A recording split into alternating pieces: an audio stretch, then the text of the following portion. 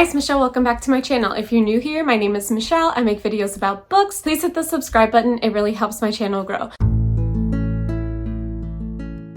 Today is the start of another reading vlog. I had Castleman pick 6 books off of my shelves for this video. I'm calling this Castleman Chooses My TBR, the Trilogy. He unfortunately did not want to be in my video, which is fine, but just picture him here. He, for the past 2 TBR videos, has been on a theme. Kinda. The first one was all books with like food in the title. The second one was books he had literally never heard of. And then all of these books start with the. And that was his criteria for this. So I'm gonna show you the books and then we're gonna get into the vlog. So the first book is The Measure by Nikki Erlich. Bree from 4 Paws in a Book. Love this. And Lexi from Books with Lexi did not like this. So I have no idea where I am going to land. We'll see. The next one is The Perfect Find by Tia Williams. I don't know if this is Tia Williams' debut, but I do know that it came out before 7 Days in June, and I absolutely loved 7 Days in June. I don't know anything about this. I got it because I was hoping to meet her for the festival that she was at that I went to, and I didn't get to. The next one I'm so excited for, and that's The Dead Romantics by Ashley Poston. I've heard so many good things about this one. I have not read anything by Ashley Poston. I know that she has written Gigarella, but I have not read that, so I'm excited for this one. The next one is YA, and that's The Lucky List by Rachel Lippincott. I actually really liked She Gets the Girl by Rachel Lippincott and her wife, so I'm hoping to really like this one too. The next one is from an author that I've read from before again, and that is The Good Luck Charm by Helena Hunting. Helena Hunting's adult romance are just like cute. You know, there's a little bit of spice in them. It's not like the best thing I've ever read, but they're absolutely not bad. So I'm really excited for this. And then the next one is one that I'm a little nervous about, and that's The Hacienda by Isabel Canas. I don't know. I've heard so many mixed things about this one too. I think that Lexi liked it, but then Monica from A Little Bit of Monica was just like very about it. I got it for book of the month and then it's just kind of sat there, so we'll see. So these are the 6 books that I will be reading for this vlog. Roll the vlog. Hello. I have made it 107 pages into The Measure by Nikki Erlich. This is a story about everyone 22 and over get a box delivered to them by unknown forces, and in the box is a string, and the string measures how long you have left to live. So immediately we're following 2 people. I think it's Nina and Ben. Did I remember people's names? Holy shit. And then you're like 107 pages in, I'm following like 6 or 7 people who are all like going to end up be connected. So there's a couple people that I'm following who have shorter strings. There's other people like Nina who has a very long string. She thinks she's gonna like live till her 80s, but her partner Mara is only gonna live till she's in her 30s, and right now she's in her 20s. Ben, who I'm following, has like a super short string, and so does Henry or something. He's a doctor. So there's like support groups. There are people out there who don't want to know anything about their string. There are people out there who like are looking for help because why is their string so short? So I think it's an interesting concept. I will say, for me personally, there is a lot of religion, and normally this would bother me way more than it is in this context, because like it's not like shoving religion down my throat. It's just like mentioning that people are like looking to God in this circumstance. Like I get that. I absolutely get that. It's not something that I would personally do, but like I understand why it's being brought up. I mean, I feel like if this happened in real life, like this is exactly what would happen, which is fine. So it's not bothering me. It is a little more than I would like to read, but once again, it's not bothering me. I don't know how I am feeling about this 100 pages in. I feel like for me it's too soon to tell. I think that the concept is really cool. Oh, I'm listening to the audiobook and Julia Whalen is narrating it, so love that for me. As soon as it was like narrated by Julia Whalen, I was like, yeah. So I'm loving the audiobook. I don't know, like no real thoughts yet. I think, once again, I think the concept is really cool. I don't know, like, how this is going to end. I know that Lexi said that I probably would not like this, so we will find out if I will like this. I am 60% into the measure. That's a little over 200 pages. I'm liking it. I like it.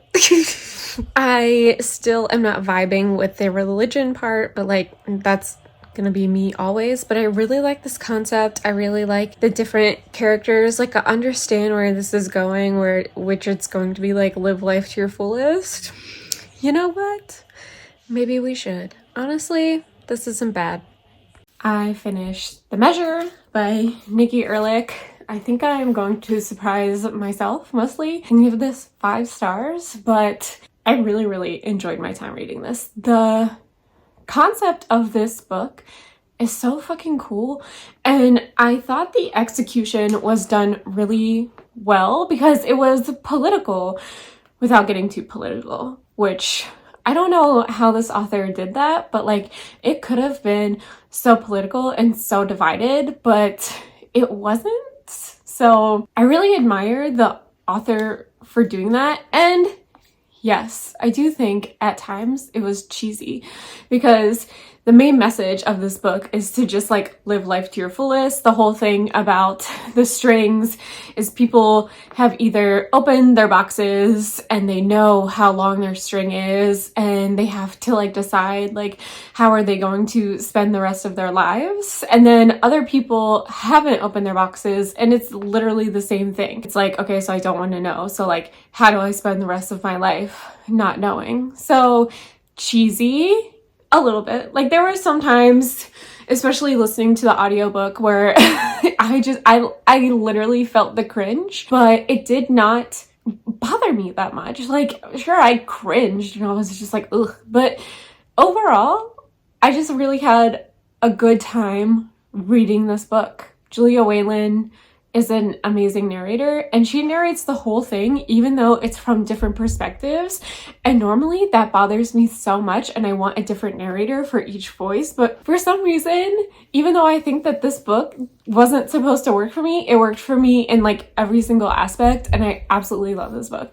So if you're not afraid of like a cheesy lesson book and a book that's like a little bit dystopian and a little bit political, I absolutely recommend this for you. I thought it was good. This was really, really good. 5 stars for The Measure. I am a little over 100 pages into The Good Luck Charm by Helena Hunting. And I can say that this is a book that I am reading. And that's about all I can say about it. Premise of this book is that it's a second chance romance. They were like childhood and high school sweethearts, and then he gets drafted into the NHL. Is that hockey?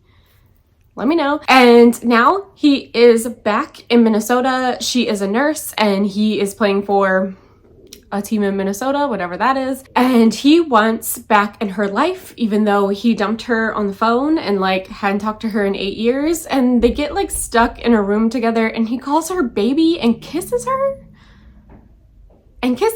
Like, I did not like this man. I did not like this man. That was no consent. Calling her baby after he broke her heart and didn't talk to her for 8 years. This is a book that I am reading. Honestly, I feel like I'm not DNFing because of projects, but like, we'll see. I'm gonna give it another couple chapters. So, hi. I have decided to DNF The Good Luck Charm. I made it 52% in, and this just wasn't sparking joy for me.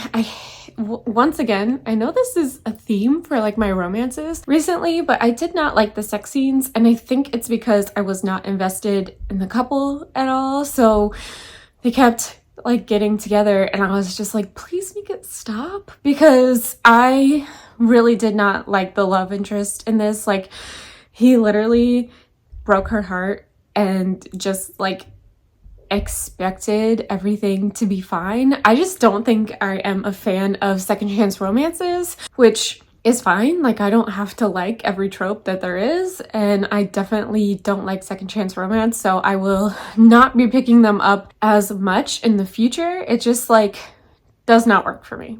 which is fine. But what what really bothered me about the love interest is that, like, so he leaves for 8 years, they don't talk for 8 years, and then he comes back and is going to play for this team, and they like are hanging out, and he starts calling her baby. And that just like really rubbed me the wrong way. I know it's something so trivial, but every time I was listening to him call her baby, and like when she's like stressed out and stuff, I like physically went or something. Like this just did not work for me. And it didn't work for me because I didn't like the love interest. So every time they had sex, I was just like, I did not like this one. So this was a DNF, 50% in. So yeah, we'll try for the next one. I made it 100 pages into the lucky list. That's 40%, which is great. This is super short. But this is YA, and this follows Emily, who lost her mother, of course, because it's YA, 3 years ago, and she hasn't really like been herself since then. So this summer, her and her dad are moving out of their house. So they are packing up her things, and she finds a list, like a bucket list that her mom made when she was a senior in high school, and Emily is now too. So Emily decides to do the bucket list with her friend that just moved back to this very small town. And I think this is queer, which I did not know, which makes sense because the author is queer, that I'm very excited about this. This is very much reminding me of Morgan Matson's Since You've Been Gone and The Unexpected Everything, and that is a compliment because The Unexpected Everything was my favorite book for years and years. So I'm absolutely loving this. It's such a short little read and it's good, and I don't really read YA anymore, but this is the kind of YA that I really like. So absolutely loving this. I wish I were reading this in summer. That's the only thing, but this is so cute. I finished The Lucky List by Rachel Lippincott. I really like this. I'm gonna give it 4 stars. And normally I would keep a 4-star book, but I have decided to unhaul it because I just don't think I'm going to read it again, or if I were going to read it again, I would just listen to the audiobook, and that is just because I'm really purging my YA. But when I say that this is the perfect mix of Since You've Been Gone and The Unexpected Everything by Morgan Matson, like that is exactly what this book is, except queer. None of Morgan Matson's books are queer, unfortunately, so this is like the perfect summer queer book. So really like this. 4 stars. And yeah, definitely recommend this if you're looking for an easy, cute YA queer coming of age book. I am a little over 100 pages into the Hacienda. I'm loving this so far. So this follows this woman who marries this man to get out of poverty, and now she is living in his house, but he's not really there. He's doing other things. This is also in the 1800s, so that's important as well. So I'm only 100 pages in, and all this creepy shit starts happening in her house. She feels like someone is always watching her. There's something slamming on her door. She thinks she found a body in the wall, but then she goes back to show people the body and the wall is all like covered up again. So she asks for help from this priest who might also have other things going on. But so far this is really interesting. I really like the writing. I think it's super fast paced. I do think this is a little long. Like I'm only 100 pages in and so much has happened. So like what else can happen? I don't know. But so far I'm really liking this a lot. I am 69% into the Hacienda and I'm liking it, except the whole past 75 pages, I feel like nothing has really happened. Her husband has come back from wherever the fuck he was, and like I feel like I know what is happening and like what is like haunting this house and everything, but it just feels like kind of meh. But also I'm liking the writing so much. So like right now at 69%, it feels like a good 4-star, but also like I have 100 pages left. How is it going to end? Like it feels too long, but it's literally 330 pages. So like, I don't know. That is what I am feeling right now. I finished the Hacienda. I'm gonna give it 3 stars. I was really liking this in the beginning, like literally the first 200 pages I soared through, and then the last 130 pages I just didn't care. I felt like even though this was so short, it felt so long. So 3 stars for this one. I won't be keeping it. I don't think I'm keeping any of the books that Castleman picked out for me. I honestly can't remember. Oh no, The Measure. I love The Measure. So I will be keeping that one, but not this one. And I have 2 more books for him, The Dead Romantics and The Perfect Find. But like, it's not his fault because these are books that I own. But I think Lexi said that I probably wouldn't like this, but I think it was for different reasons. Literally the reason I didn't love this one is that it just felt like so slow.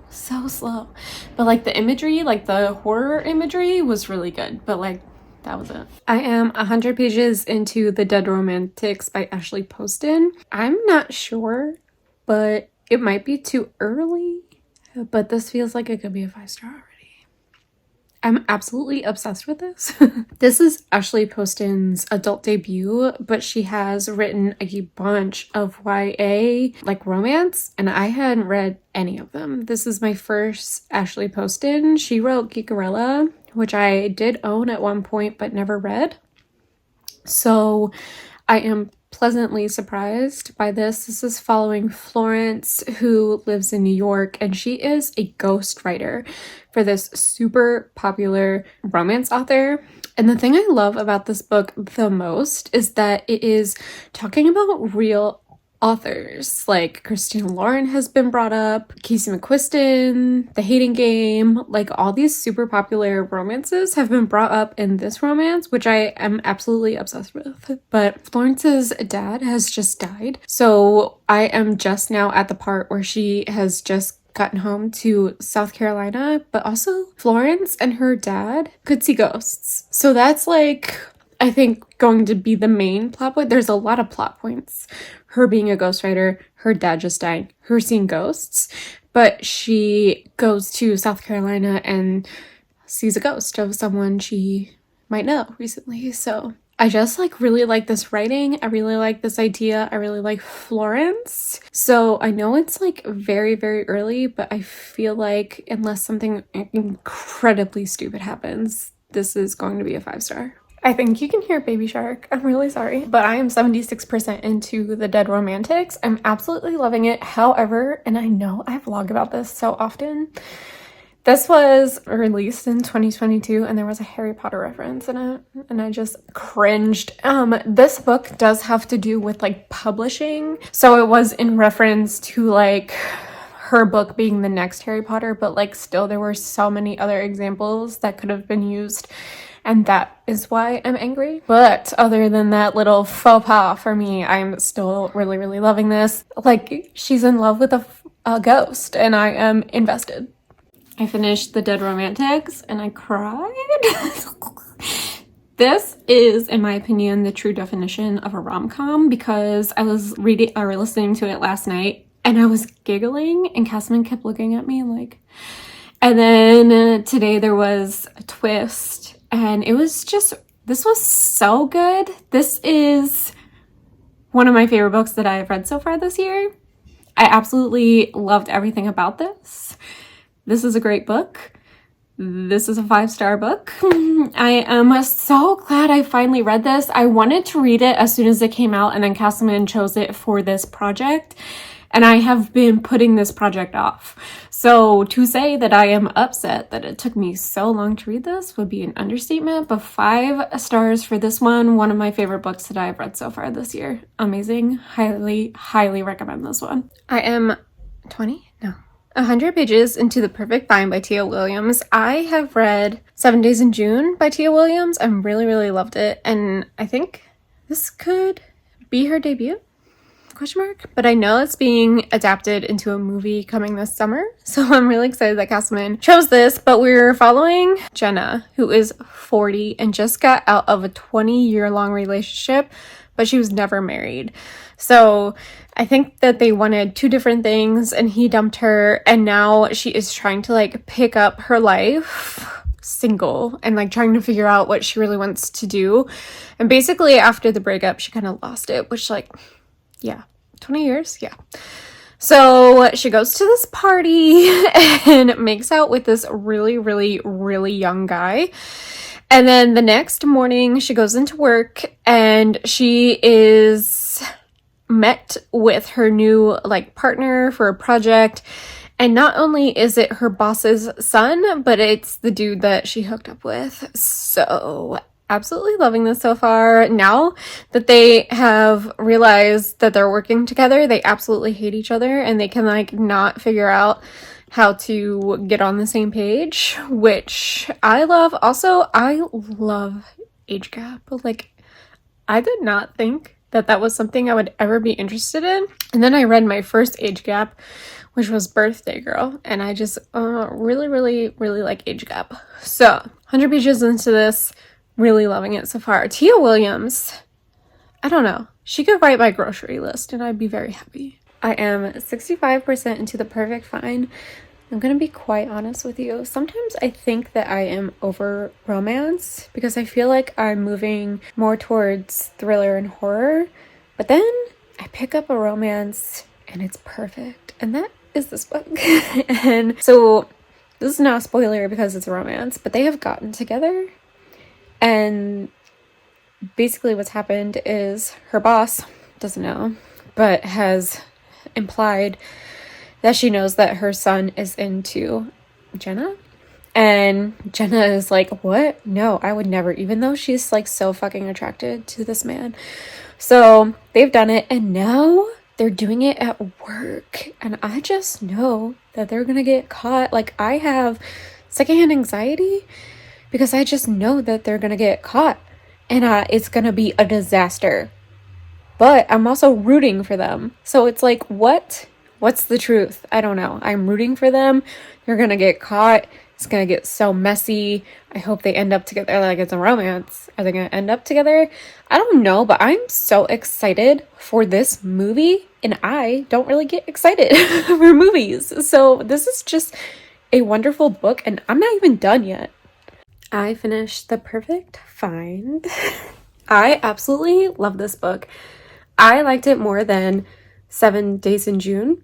I feel like I went into 7 Days in June not knowing that it was a little bit more heavy, but it was heavy. And I feel like this, it wasn't as heavy as 7 Days in June, especially with like triggering stuff for me.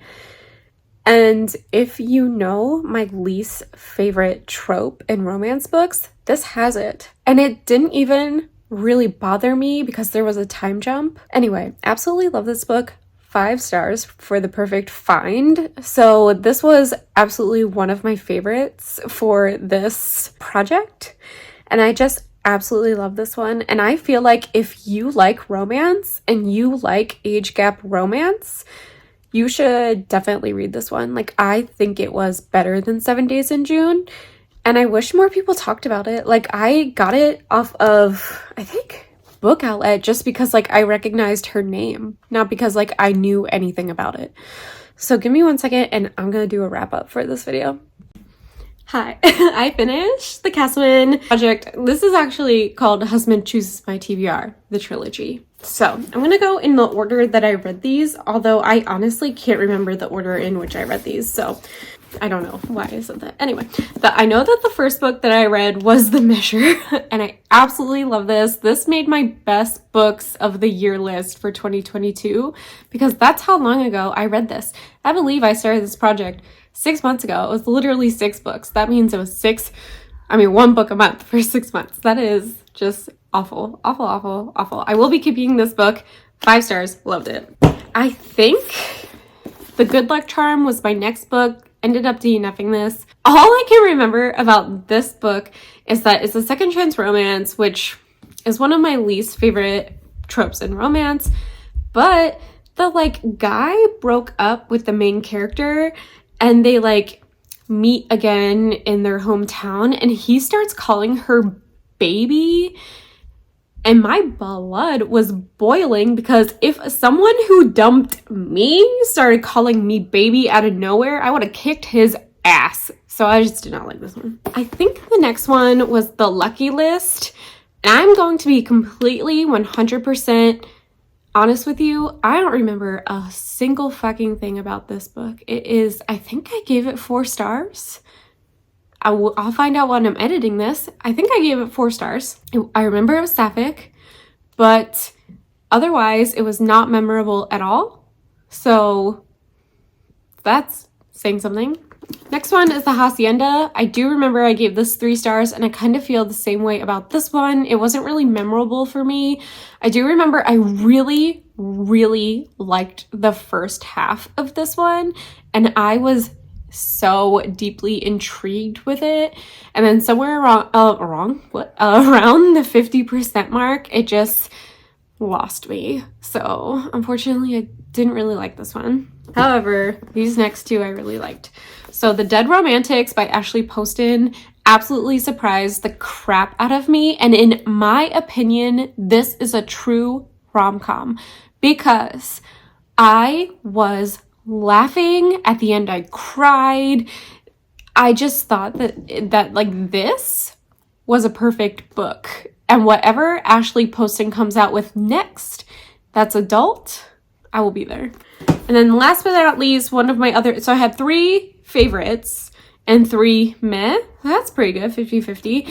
The Perfect Find, if you liked 7 Days in June, I think you would like this one more. Like, I liked this one way more than 7 Days in June, and I loved 7 Days in June. But for me, it's the age gap. I absolutely love age gap romances. I never thought I would like that. That is surprising to me. But once I started to get into romance, it's something I really, really enjoy. Also, I just loved that Jenna was not older. I don't think 40 is old at all. But she is reinventing herself and really, really trying to find who she is after being in a very, very long relationship and all of a sudden being single when she's 40. And I just absolutely love that aspect. That is my, but like the romance, yes, I like that. But Jenna finding herself and Jenna coming into her own when she's 40 is what really, really made me like this one. And when I put this, that I was reading it on Goodreads, I had so many people like it and so many people come into my comments about, oh my god, it's being turned into a movie. So as soon as this turns into a movie, I'll be watching it. I could even potentially do this as a Patreon movie night. So if you're into that, check out my Patreon. If you're a patron, let me know if you would be into that. But that is Castleman Chooses by TBR, the trilogy. I would say I could probably start to do another one of these at the beginning of next year if you like these. I'm sorry that he doesn't want to be in my videos anymore. Once I hit 1K, he got like very nervous about it. But that's it. Thanks for watching my video. See you in my next one. Bye!